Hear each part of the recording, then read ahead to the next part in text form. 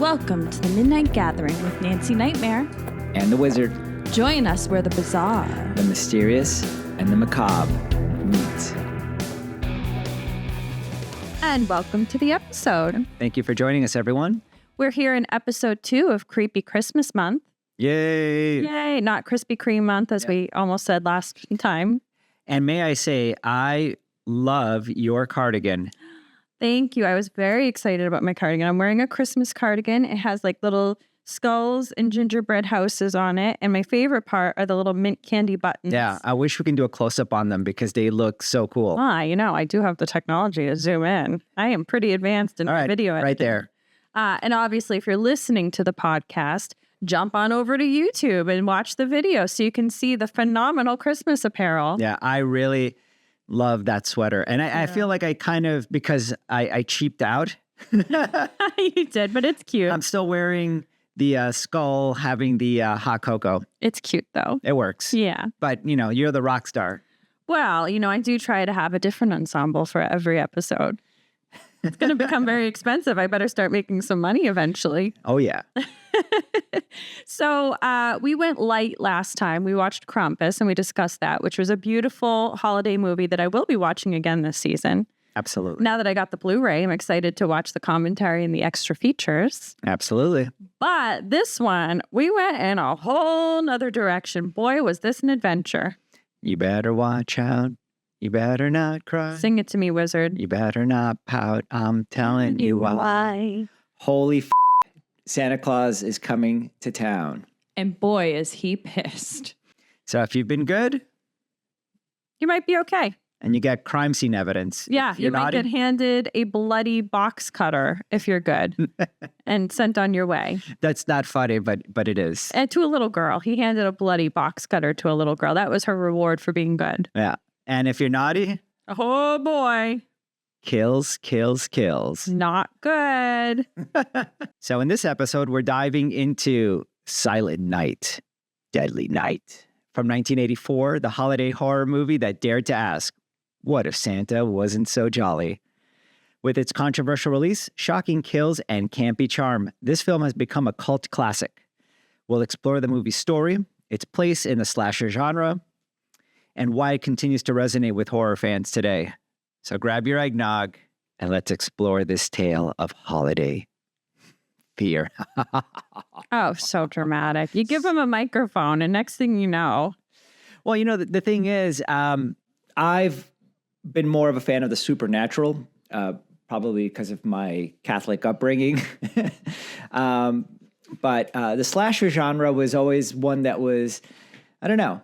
It was one that was a little too close to home, but I don't know. What are your thoughts on the slasher genre? What the hell happened at your home? That's what I want to know. if the slasher genre was too close to home. Well, we'll have to leave that for another episode. Yeah, exactly. We're going to have a two-parter on that.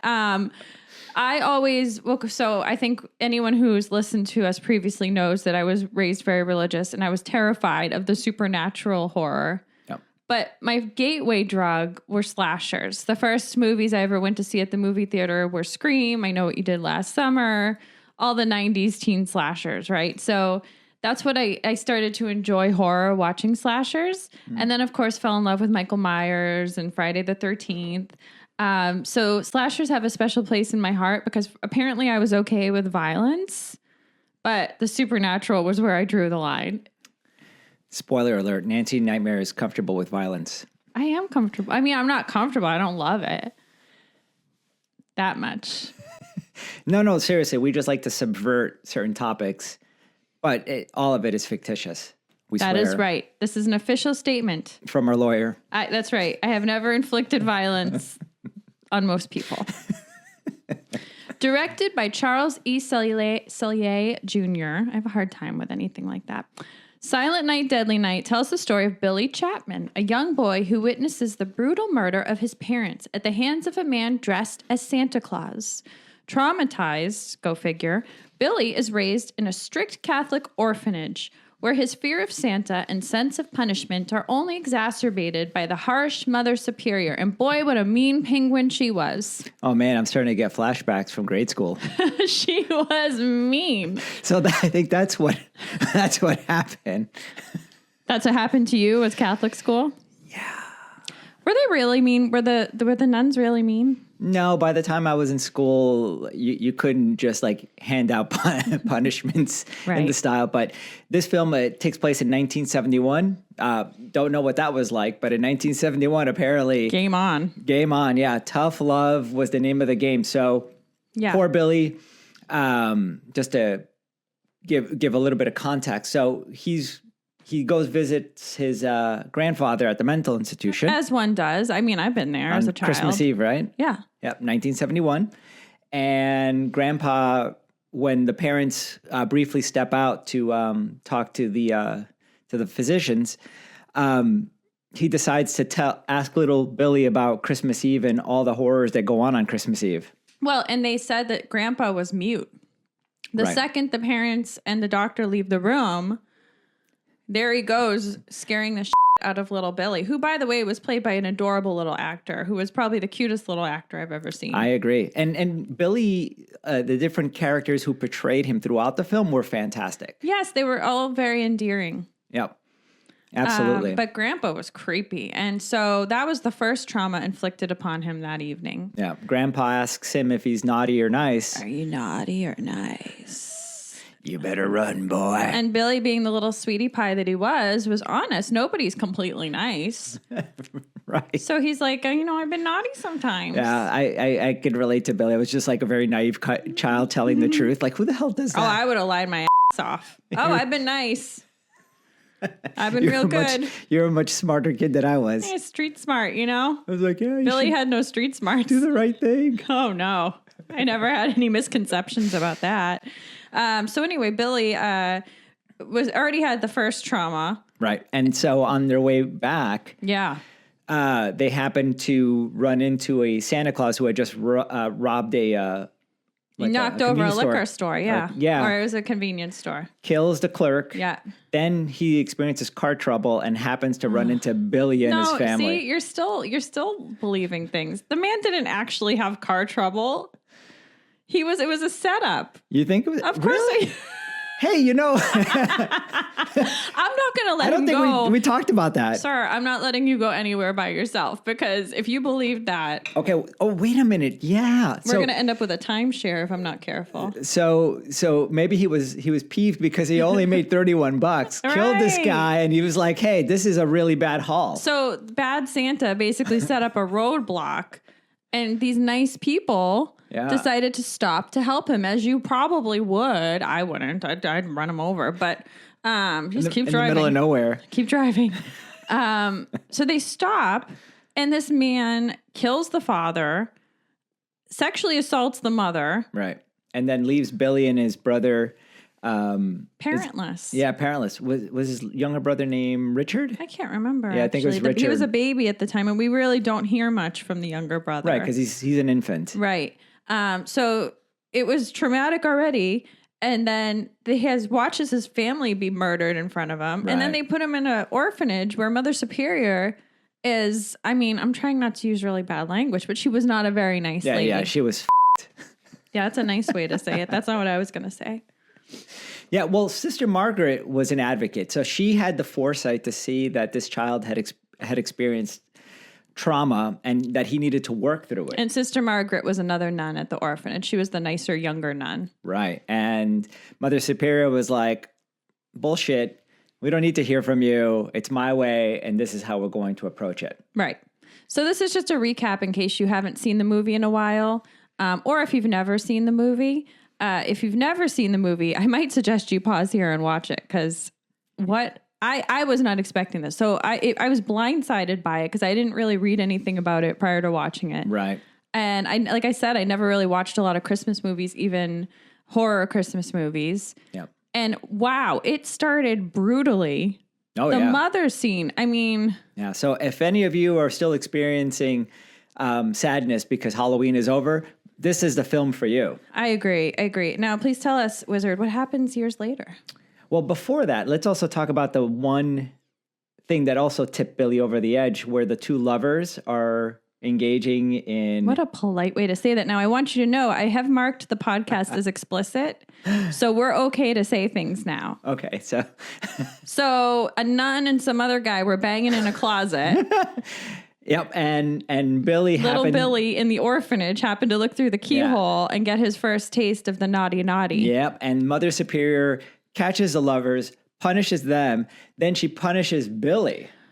What better way to ensure that Billy has some deviancy in his sexual life than to punish him for watching these people? Yeah, absolutely. So we have more trauma upon trauma in the orphanage is what we're saying. Oh, yeah. So now we fast forward years later. Billy takes a job at a toy store. He's about 18 or so and tries to live a normal life. Yeah, right. But when he's asked to dress as Santa for the store's Christmas event, the trauma resurfaces and Billy snaps. What are the chances he's going to dress as Santa? Donning the Santa suit, he embarks on a killing spree targeting anyone he deems naughty. The film is filmed with memorable over-the-top kills, from impaling a victim on antlers to decapitating someone with an axe.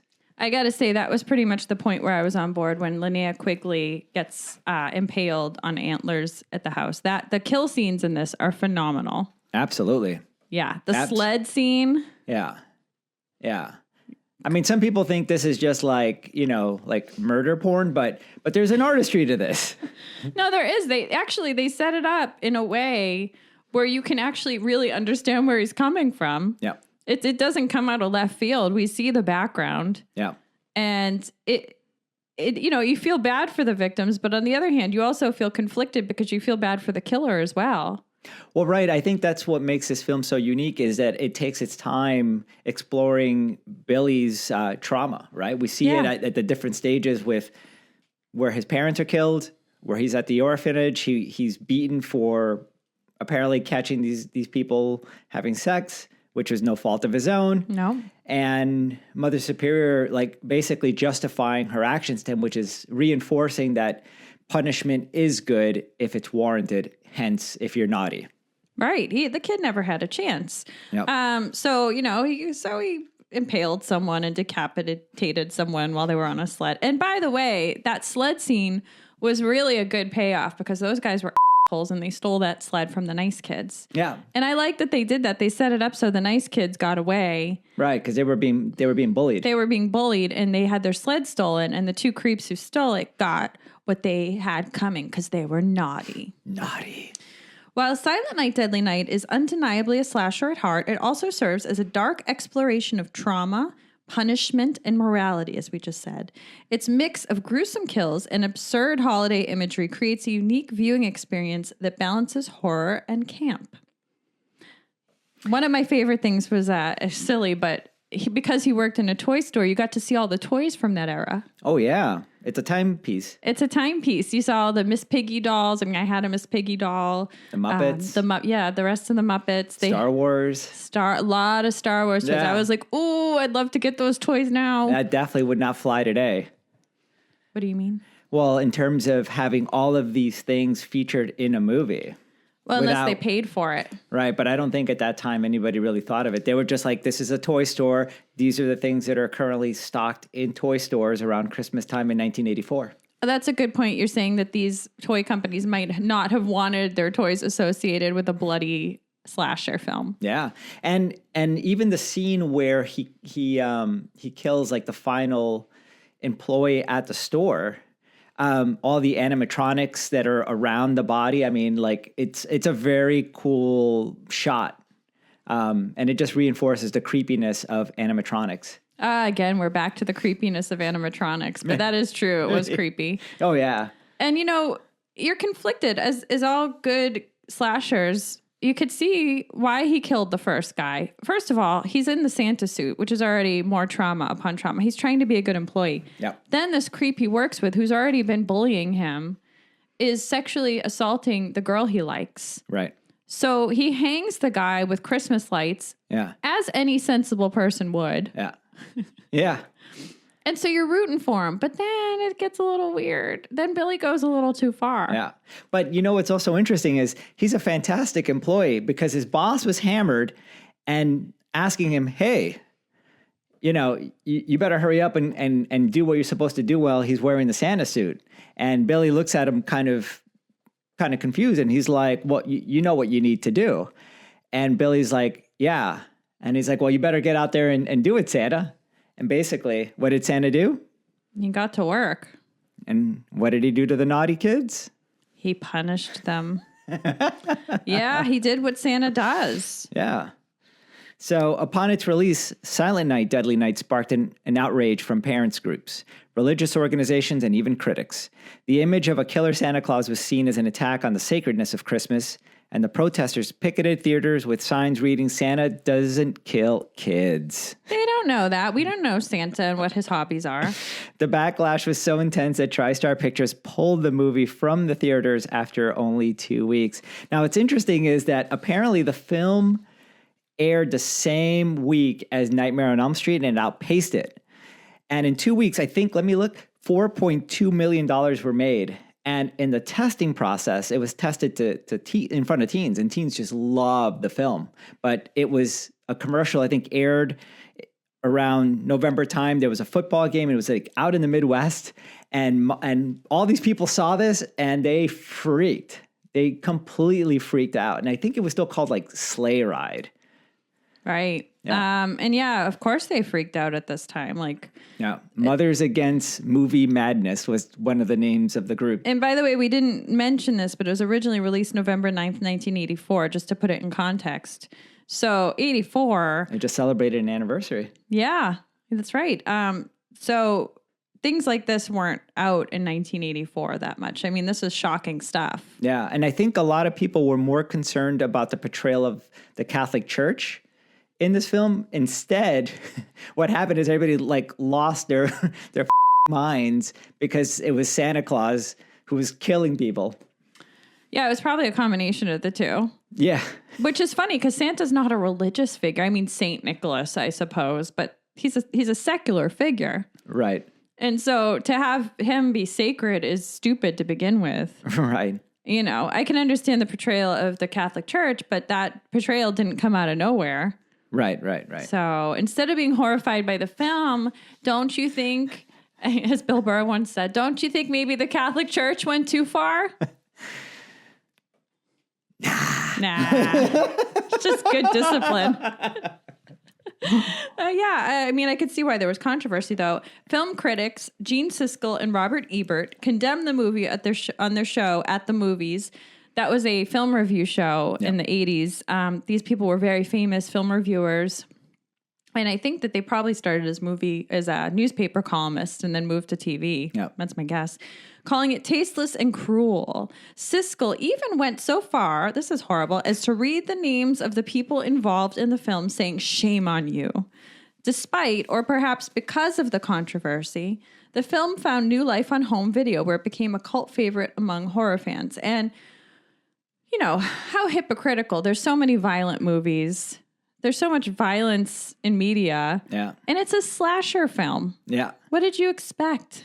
I also want to point out that one of the producers, Ira Barmack, pointed out that if they were genuinely concerned about the kids, right, that they wouldn't have had even reviewed this. And the fact that they reviewed it was just like pouring more gasoline on the fire. That is an excellent point. They probably gave the best publicity to this movie that they possibly could have. Yeah.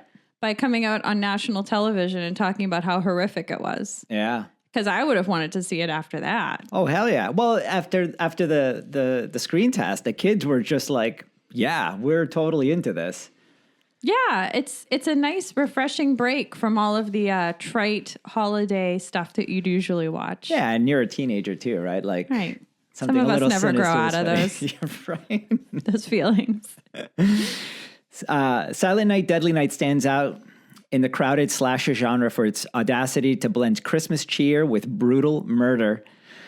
The juxtaposition of festive decorations, holiday music, Santa's iconic image with gruesome killings makes for an unsettling and memorable viewing experience. It certainly was memorable. Yeah. The film also delves into psychological horror through Billy's character. His backstory provides a deeper context for his actions, making him more of a tragic figure than the typical faceless killers of the time, like Michael Myers or Jason Voorhees. Yeah. This combination of slasher thrills and character-driven storytelling gives the movie a unique edge. Yeah, you feel a lot, even when he's, killed, you feel a lot of empathy for Billy. Yeah. Did he kill a few people? Yeah. He didn't kill the person I wanted him to kill, though. Yeah. But... what's interesting about this movie is that at the time, the producers were looking for like the next John Carpenter because Halloween had been so popular and we were just getting into the 1980s. Slasher movies were now starting to really take off. Like if anybody had a slasher script, like you probably had a good chance of it being made. And Sam Raimi was a director that was considered for it, but was ultimately passed by the studio. Wow. I thought that was kind of interesting. Yeah. So despite its initial backlash, Silent Night, Deadly Night has earned its place as a cult classic. Its over-the-top kills, campy tone, and controversial premise make it a must-watch for fans of holiday horror. The film's success also paved the way for other Christmas-themed movies like Jack Frost and the film that we just reviewed, Krampus. That's right. Horror fans have embraced the movie not just for its shock value, but for its dark humor and self-awareness. Lines like "punish," shouted by Billy during his rampage, have become iconic, cementing the film's place in the pantheon of holiday horror. Yeah.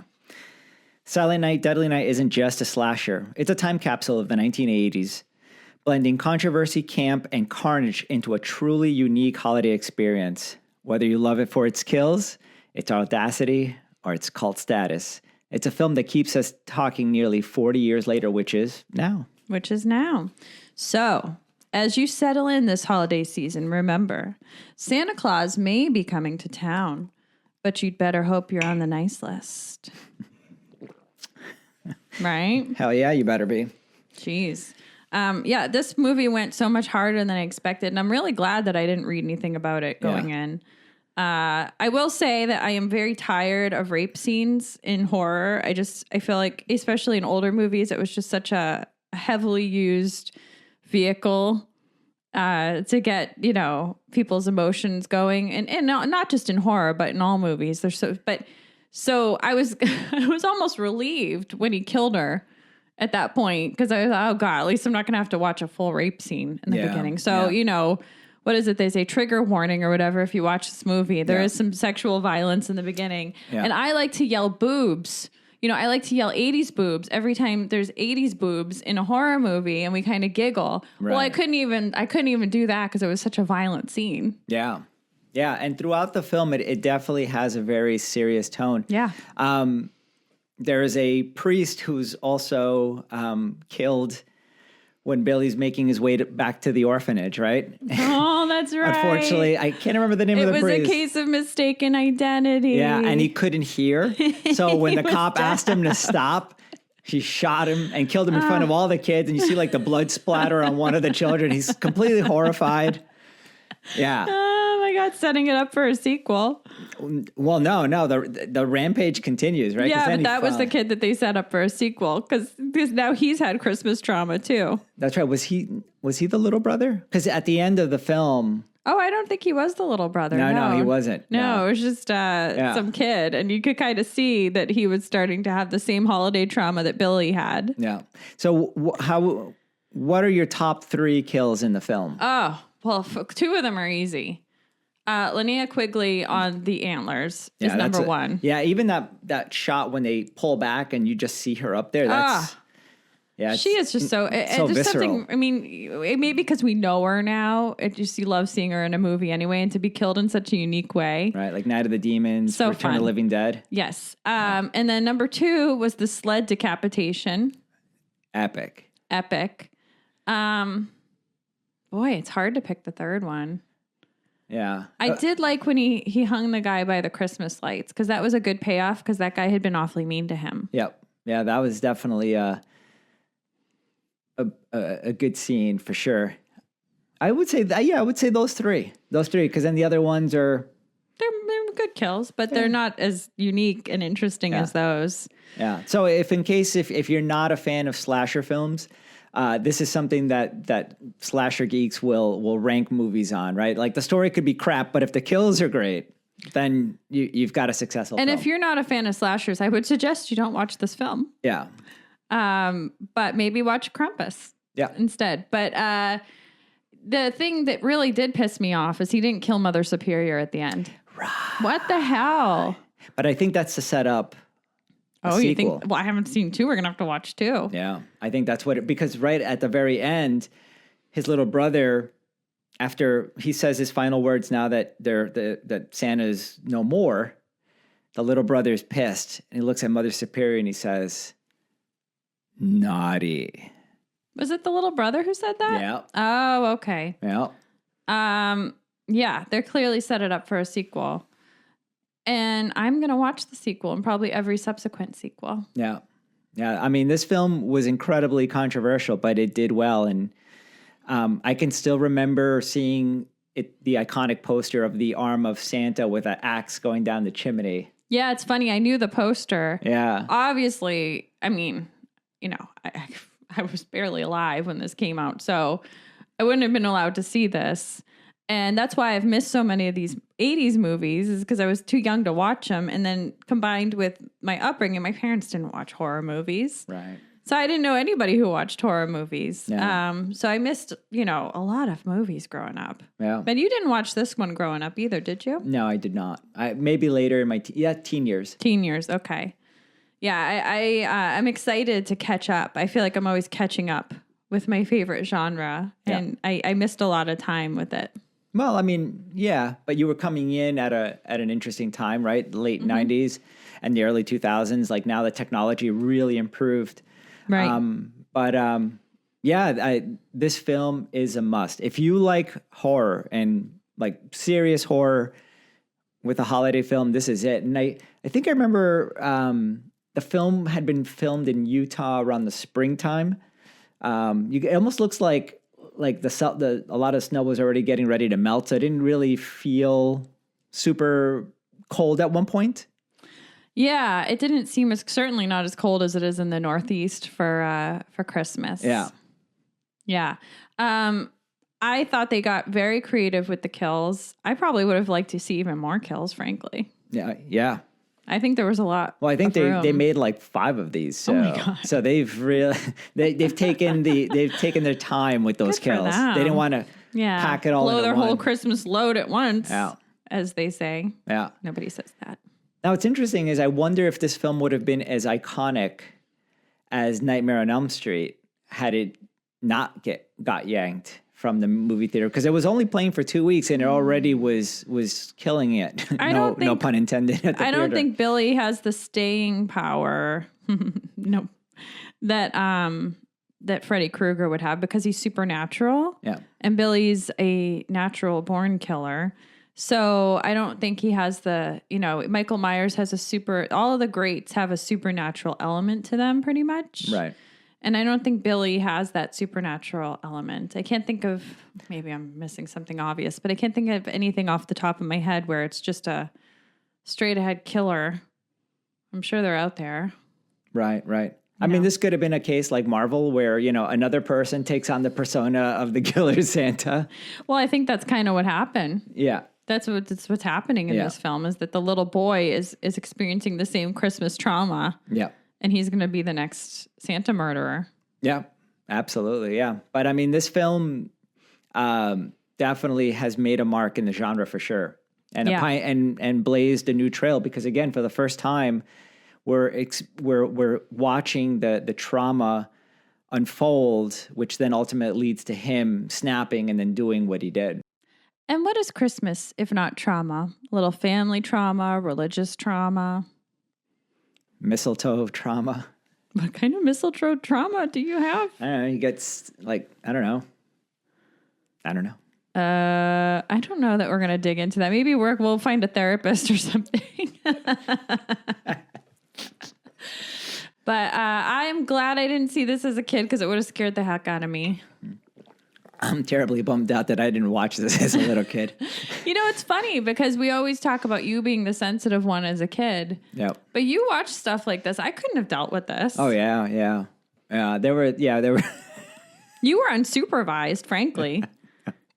I know. Well, I had to, get over it. I had to toughen up a little bit. This world is not easy all the time, right? No, it's not. So it was good for me. Oh, horror listen. was good for me. I had horror. It just came in the form of, religious stories. The Bible has some horrifying stories in it. Yeah. And it's so funny because we're told these stories and we're not supposed to be horrified by them. Right. Yeah. I've never seen Passion of the Christ.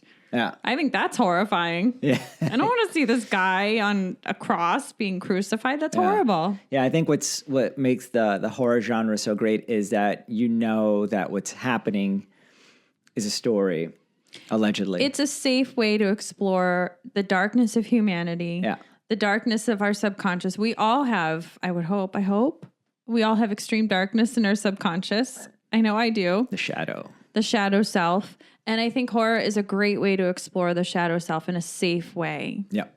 Yeah. That person who's telling you that they don't have that side. Don't trust them, run. Yeah, they're probably donning the Santa suit. The good guy mask. I don't trust people wearing the good guy mask. No. Mother Superior wore the good guy mask. Yeah, and she was probably the villain in She was a in sadist. The film. Yeah. She was definitely the villain in this. To me, she was. Now, it's funny looking back with 2024 eyes on a 1984 film. I don't know if that was the intention. Right. Because they didn't kill her. They didn't go that far. Yeah. So it was like they were giving her some grace. Like, oh, she thought she was doing the best by Billy. Maybe. And Sister Margaret clearly had Billy's best interest at heart. Yeah, Sister Margaret was sweet. I was glad that they had her in the film. Yeah, she had enough. She had the foresight to see that if he doesn't work through this could be potentially catastrophic, which it was. It sure was. It was catastrophic. I mean, because she even knew that he was coming back to the orphanage, right? Because the cops were trying to figure out what his next move was. Yeah, she knew that the trauma that they inflicted upon him would lead him home. Yeah, yeah. Billy had it great in the beginning of the film. Sweet parents. I mean, Grandpa was a little creepy. And that kind of threw me for a loop, as I thought Grandpa was going to be the killer. He was in a mental hospital. He was scaring the hell out of Billy. I thought he was going to escape, and that's where the Santa killings were going to start. I didn't realize that Billy was going to be the killer. Yeah. I don't know. I remember older people telling me up stories like this as a kid, just to I don't know. People maybe were just, more sadistic back then, and they thought it was funny to terrorize children. I mean, I don't know. But I never had that happen. Oh, really? No, I never had that maybe they saw me oh, look, he's so nice. Let's just mess him up. I heard things inadvertently that I was exposed to a lot of adult conversations because I'm an only child. Right. And so I was always around adults. So I would hear things that were too much for me probably, but without intention, without malintent. Right. And nobody intentionally tried to horrify me that I can remember, unless I blocked it out. I don't remember a lot of my childhood.